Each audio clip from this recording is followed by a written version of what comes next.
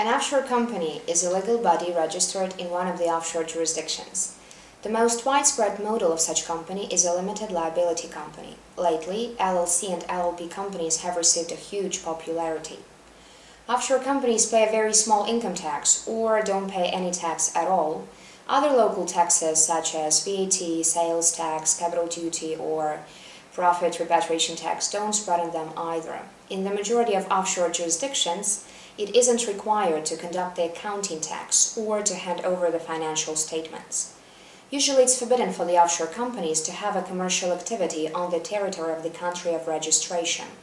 As often as not, it's also forbidden for them to own real estate in the country of registration.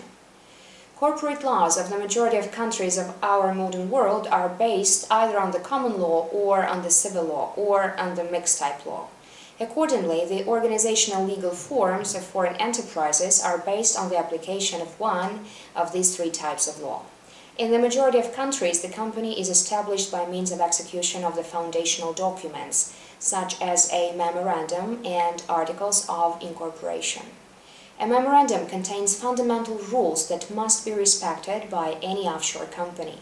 The memorandum is formed in black and white and is endorsed by signatures.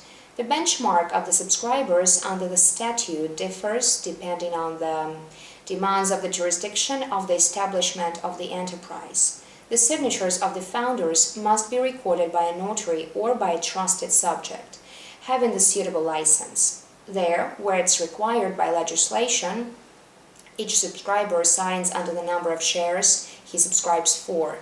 In some countries, the subscribers can be not only individuals but also legal bodies. Usually, the citizenship and the point of residence of the subscribers and shareholders don't matter, but according to the tradition and essentially to facilitate the registration, formal subscribers, professional agents, are used. They put their signature under the memorandum and other founding documents and pass the company to the client after its establishment. The article that determines the kinds of business transactions of the company contains as a rule either a very long enumeration of all the potentially permitted activity types or a short list of the activities forbidden for the company, determining this way that all the others are permitted. If a company practices something that is beyond the scope of the activities permitted by the statute, in this case, such an activity is ultra vires and has no force. Herein, neither the company nor its members have any rights to assume measures with a view to represent such an activity as the one that is effective.